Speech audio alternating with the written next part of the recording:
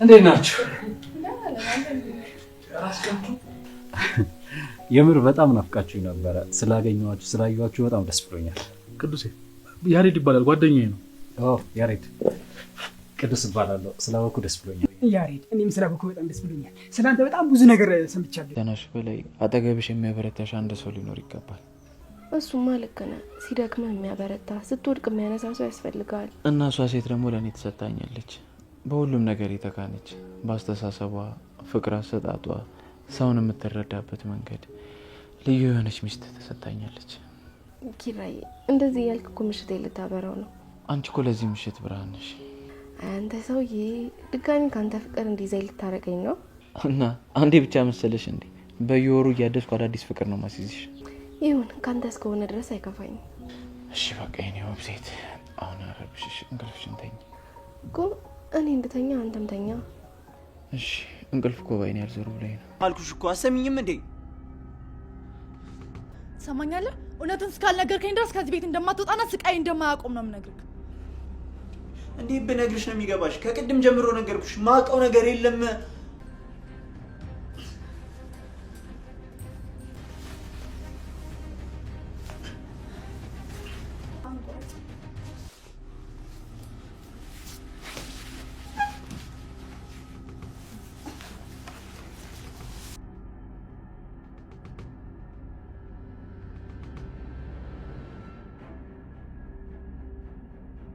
ሰላም ሰላም፣ እንዴት ናችሁ? የጽና የኪራ አድናቂዎች በያላችሁበት ሰላማችሁ ብዝት ይበል። ለቻናል አዲስ ከሆናችሁ ሰብስክራይብ እንዲሁም ላይክ እና ሼር በማድረግ ቤተሰብ ሆኑ። እንግዲህ ወይዘሪት ህሊና አቶ አማን የተባለ ግለሰብ ተሰበር ኮለማ ላይ በማለት ተጠቅማ ነበረ። ማጭበርበሯ ተሳክቷላት ነበር። ተንኮሏ ግን አማን ቆቅ አይደለ። አማን ቆቅ ስለሆነ ከነ ቤቲና ከነ ሄኖክ ስራት ራሱን ሲፈታ የነበረ ልጅ ነው። እንኳን ሴት አስራ ወንድ አስሮት ራሱ የሚፈታ ጀግና ሰው ነው አማን። ስለዚህ ራሱ በጥሶ ፈቷል። እንግዲህ በስተመጨረሻም ራሷን ዘርሯታል። በዚህም ደስ ብሎናል። የክፉ ሰው ልጅ ክፉ ሰው ነው እና እንዲሳካለት አንፈልግም። አማን ወንጀለኛ ነው። ወንጀለኛ ስለሆነ የወንጀሉን በቃ ቅጣት መቀበል ያለበት በህግ እንጂ ወይዘሪት ህሊና በሷ ሴራ ምክንያት አይደለም። እንኳንም ፈታ እንኳንም አመለጠ አማንዬ። ነገር ግን ያ ማለት ጥፋት የለበትም እያልኳችሁ አይደለም። እንደነገርኳችሁ ወንጀለኛ ነው። እሱን ወንጀሉን ከመርማሪ ጆጋ የሚጨርስ ይሆናል። እንግዲህ ወይዘሪት ህሊና ምን ልታደርገው ነበረ? እሱን አክተሽ እሱን ለማሰቃየት ነበረ እቅድሽ። ነገር ግን አልተሳካም። ምንም ማድረግ አይቻልም። ለወደፊቱ ይጠነቀቃል አማን። የሚገርመው ነገር ባለፈው እንዴት አላየም ነው አባቷ ሲወሰድ በዛ ጊዜ እኮ ነበረች አይደል እንዴ? ግን ልብ አላላትም ወይ ራሷን አልሸፈነች። እንግዲህ አስቡት፣ በዛ ጊዜ ማስተዋል ነበረበት። አላስተዋለም። አለማስተዋል አንዳንዴ ምን ፈልገው ወጥመድ ውስጥ ያስገባናል። ዞሮ ዞሮ ስለ አመለጥክ ደስ ብሎናል። መቼም በር ላይ የሚይዝህ አካል እንደሌለ እርግጠኛ ነን። ጥሩ ነው።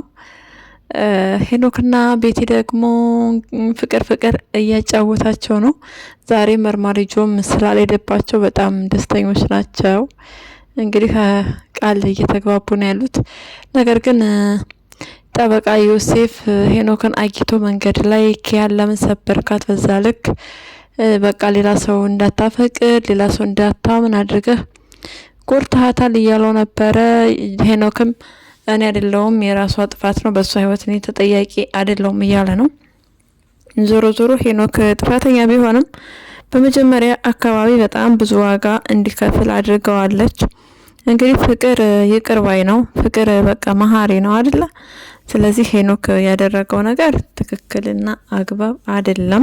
ጎድቷታል፣ አልጎዳትም አይደለም። እሷም በጣም ነው የጎዳችው በጊዜው ፍቅሩን መቀበል በነበረበት ሰዓት እንግዲህ ኪራ የሚያሾፍበት ያፌዝበት ነበር።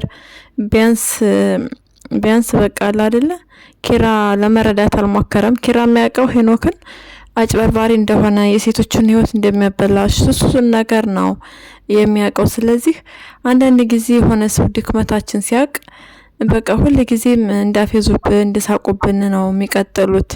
አረ እስኪ ተቀይረዋል እስኪ ተለውጠዋል ምናምን ብሎ መለወጣቸውን አያውም። ኪራም ልክ እንደዛ ነበረ ሲያደርግ የነበረው። እንግዲህ ነገሮቹ ቁጭ ብሎ በወንበር ዙሪያ ከመፍታት ይልቅስ ኪያ ተሾመናት አትገኝም የኔ እህት ናት በቃ ምናምን እያለ በሱ መሰቃየት እንደ ማፌዝ ያደርግበት ነበረ። እንግዲህ የእናቷም ተጨምሮ እናቷ ደግሞ ከሄኖክ ጋር እንዳትሆን ሌላ ወንድ ለማገናኘት ሞከረች። ይሄ ኪያ እናት እንዲሁም ሄኖክን ሄዳ አነቀችው መንገድ ላይ ምናምን ብዙ ነገር ብቻ ያ በደል ደርሶበታል። ሄኖክን በሷ በኩል ተሰቃይተዋል።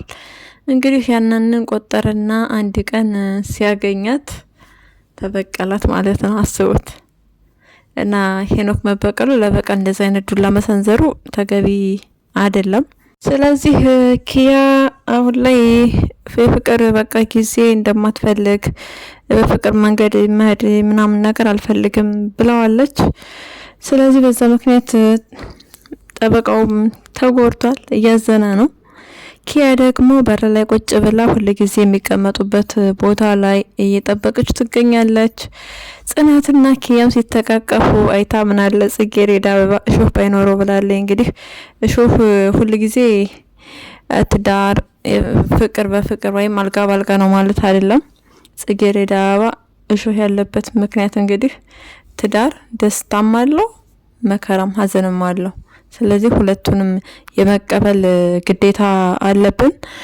ሁሉ ጊዜ አበባ ብቻ እንደዛ የሚባል ነገር የለም በህይወታችን ውስጥ። አሁን ለምሳሌ ጽናትና ኪራ ይዋደዳሉ፣ ይፋቀራሉ።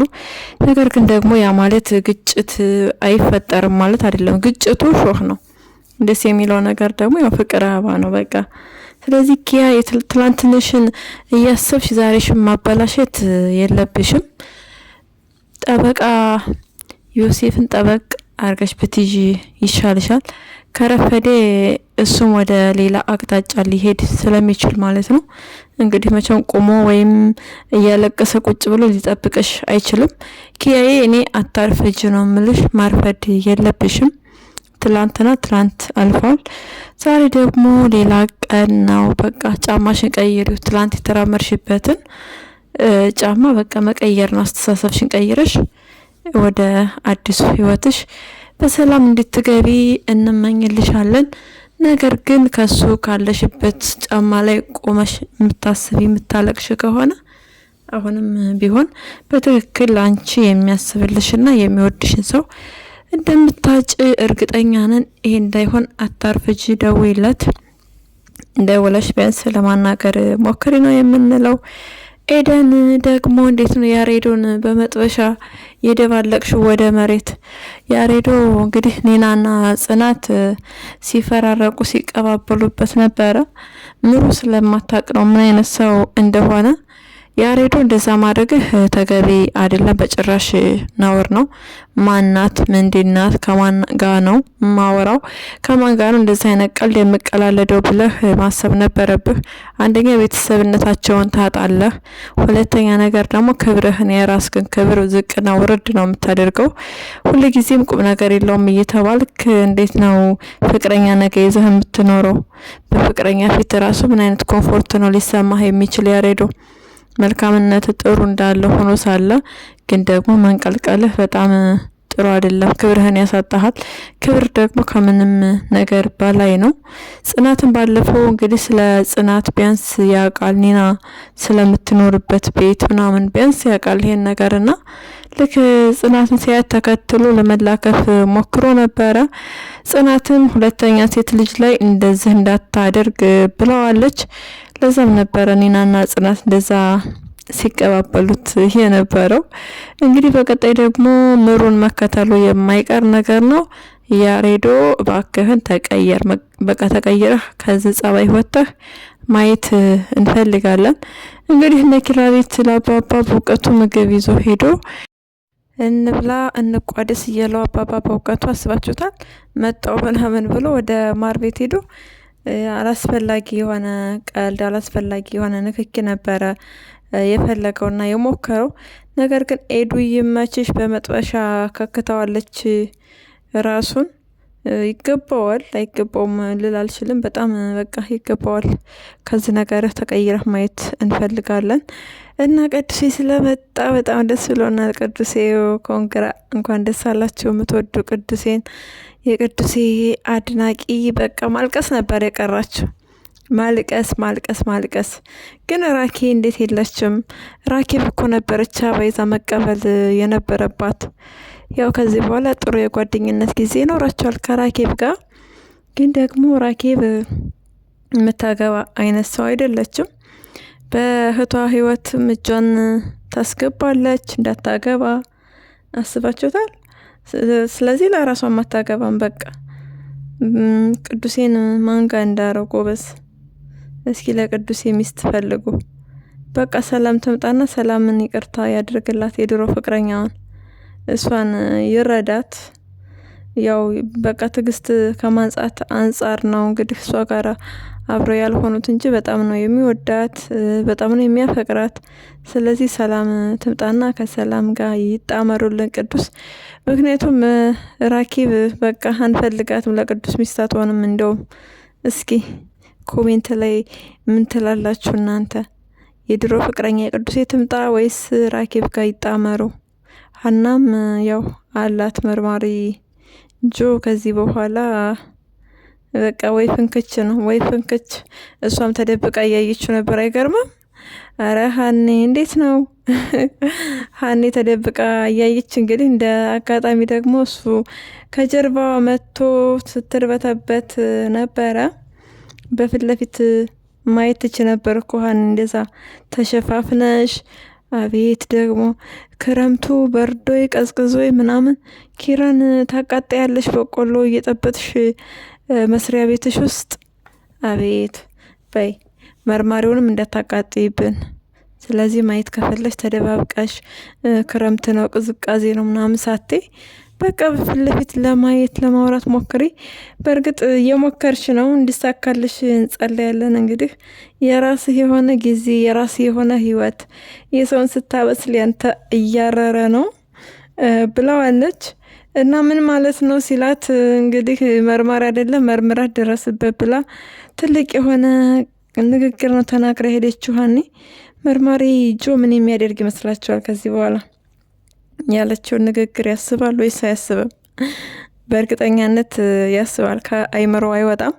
እና መርማሪ ጆ ጋር አሁን ላይ ፍጥጫ ያለው አቶ በላይ ናቸው። አቶ በላይ ግርማ ሞገሳቸው፣ አቶ በላይ አቤት ግዙፍነታቸው። እስኪ እናንተ ደግሞ ሌላ ነገር በሏቸው። አቶ በላይ እንግዲህ እዛ ሲሏቸው እዚህ እየተረገጡ እያስቸገሩ ነው። ኮርኮም መደረግ መቻል አለባቸው። በጭራሽ እዛ እስር ቤት ውስጥ ማውጣት የለባቸውም። እንዲያውም ይልቅስ አሁን አማን ሄዶ ልጅ እንዳለችው ልጁ እሱን አግተው እንደነበረ መናገርና ልጅቱ መያዝ መታሰር መቻል አለባት። በእርግጠኛነት ቤት አትቀይርም። ዞሮ አባቷን በሰው ልታስጠይቅ ትችላለች። አባቴ ናፈቀኝ ብላ እሷ ከሄደች እንግዲህ ትያዛለች። ስለዚህ አማን መፍሰዝ የለብህም። ነገ በሌላ ሰው ልታስጠቃ ስለምትችል በቃ ጠላት እንዳለ የአቶ በላይ ልጅ ልትጎዳህ እንደፈለገች ለመርማሪ ጆ ተናግረህ ህይወትህን መታደግ መቻል አለብህ። ካለበለዚያ የምትችላት አይነት ሰው ስላልሆነች ማለት ነው። እንግዲህ አቶ በላይ ወዳና ወዲህ እያሉ ትንሽ ያስቸግረዋል። እኔ በጣም ሰላማዊ ሰው ነኝ፣ እኔ በጣም መልካም ሰው ነኝ። በጣም ነው እንዴ ሰላማዊ ሰው የሆኑት አቶ በላይ ግን እንደው አንጀታችን ባይበሉት ምን አለ ግን። እዊ በጣም መልካም ሰው አይደሉ እንዴ? እንዴት ነው አባባ በእውቀቱን እንኳ ራሱ ዘረረው ጥለዋቸው የሄዱት። በጣም አስመስክረዋል መልካምነታቸውን። ስለዚህ መርማሪ ጆጋ ሰጣ ገባ እየገጠሙ ይገኛሉ። አንድ በሏቸው አቶ በላይን አንድ በሏቸው። ህግ ግዙፍ ሰው ምናምን የሚባል ነገር የለም። ህግ ነው። ሄኖክ አይደለም የተኮሰው ምናምን እያሉ ለማስቀየስ እየሞከሩ ነው። ሄኖክ ከዚህ በኋላ አይዋሽም፣ እሱ ራሱ ይናገራል። በእርግጥ ግን የሄኖክ ስራ ያሳፍራል። እንግዲህ እሱ ተኩሶ እሱ መቷቸው ሲያበቃ ከዛ በኋላ ልብሳቸውን ቀይረው ምናምን ቤት ከተባብረው የኪራ አሻራ እንዲገኝ ማድረጉ አስቡት። እንግዲህ ሰውየው አልሞተም። ሰውየው ሞቶ ቢሆን ቢያንስ እንዶ ይሻላል በአንድ እግሩ። አስባችሁታል? ጓደኛው የነበረ ሰው ነው ኪራ ለመጉዳት በዛ ልክ የሄዱበት ርቀት ጥሩ አይደለም። ዞሮ ከዚህ በኋላ ኪራ ንጹህ ነው። ሄኖክ ደግሞ ይመሰክራል ራሱ። አማን አንደኛ መስክሯል። የገደለው ወይም የመታው ሄኖክ ነው፣ ኪራ አይደለም። ኪራ የእሱ አሻራ እንዲገኝ እንደዚህ ተቀነባበረ ነው ብሎ ነጯን ተናግሯል። ስለዚህ ከዚህ በኋላ ሄኖክ ራሱ መመስከር መቻል አለበት። እሱ ራሱ እንደመታው ለመርማሪዎቹ ቀርቦ መመስከርና ኪራን ነጻ ማውጣት መቻል አለበት። በቃ ሄኖክ ስለደበቀ እንደዛ ነገር ስላደረገ ይታሰራል። ጓደኛው ላይ የፈጸመው ግፍ በደል አስቡት። ከዛ በኋላ ሄኖክና ቤቲ ተጋቡ። ነገር ግን በቤታቸው ውስጥ እንደ ባልና ሚስት አንድም ቀን ሰላም ኖሯቸው አያውቁም። ሰው ላይ ግፍ የሚሰራ ሰው ተመልከቱ፣ ፍጻሜው እንደዚህ ነው። ስለዚህ ኪራዬ ነጻ ስለሆንክልን በጣም ነው ደስ ያለን። ሁልጊዜም ነጻ ሰው ነህ። እንግዲህ መርማሪ ጆ በርትተህና ጠንክረህ ይሄንን ግዙፍ የሆነ ሰውዬ ከህግ ምንም የሚያመልጥ ነገር ስለሌለ ፌዛቸውን እያፌዙ እዛው እስር ቤት በስብሰው እንዲቀሩ ማድረግ ነው። ሌላ ነገር አያስፈልግም። ትንሽ ጠገብ ስላሉ ልጃቸውንም ጨምሮላቸው እና ኒናዬ እንዴት ነው እንግዳ መጥቶ ከመንገድ? አቤት ኒና፣ አቤት ኒና ግን እንደው አሁን ከሷም ብሶ እንደው እሷ ሻንጣ ትንሽዬ ነች። ከሷም ብሶ እንደው ክፍት ክድን እያረግሽ የምታያት ምን ፈልገሽ ነው? ሽቶ ፈልገሽ ነው ወይስ ሂውማን ሄር ያመጣልኛ ብለሽ ነው? ምንድን ነው የፈለግሽው? መቼም ቸኮላታ መሆን አለበት። ቸኮላታ ነው አይደለ? ለማንኛውም ኒናዬ ለእናንተ ስጦታው ዛሬ አልመጣም። ስጦታው ከካርጎ እቃ ነው የሚመጣላችሁ። ተረጋጊ ኒኑ። ከናቲ ጋር ደግሞ ከዚህም በላይ መታረቅ መቻል አለብሽ። የራሳችሁ የሆነ ጎጆ ቀልሳችሁ የምትኖሩበትን መንገድ ማመቻቸት ነው። ቅዱሴ እንወድሃለን፣ እንኳን መጣህልን። ስለመጣም በእውነት በጣም ደስ ብሎናል። እንግዲህ ውሃ አጣጭህን ቅዱስ የሚይዘህ እንድትኖር ምኞታችን ነው። እኔ አላፈቅርም እኔ አላገባም ምናምን የሚባል ነገር የለም። ከዚህ በኋላ መበጣጠስ ጥሩ አይደለም። ስለዚህ የቅዱስ አድናቂዎች ቅዱስ እስኪ ማንን ያግባ ፈልጉለት ለቅዱስ ሚስት። ራኬብን አንፈልጋትም፣ ምክንያቱም በሰኔ ህይወት ውስጥ እየገባች ስለሆነ በቃ ራኪን አንፈልግም። ኪያ ወይስ ሀና የመርማሪ ጆነች። ኪያም ያው ጠበቃ ዮሴፍ አለ፣ ከሱ ጋር ታረቃለች፣ ችግር የለውም። ኤደን ሌላ ማን አለ? እስኪ ፈልጉ። ለቅዱስ መፈለግ መቻል አለባችሁ ሚስት። በሌላ ቪዲዮ እስክንገናኝ ድረስ መልካም ጊዜ እንዲሆንላችሁ እንመኛለን። ለቻናሌ አዲስ ከሆናችሁ ሰብስክራይብ እንዲሁም ላይክ እና ሼር በማድረግ ቤተሰብ ሆኖ ሀሳብና አስተያየታችሁን ኮሜንት ላይ ጻፉልኝ። ስለምትከታተሉ ደግሞ ከልብ እናመሰግናለን።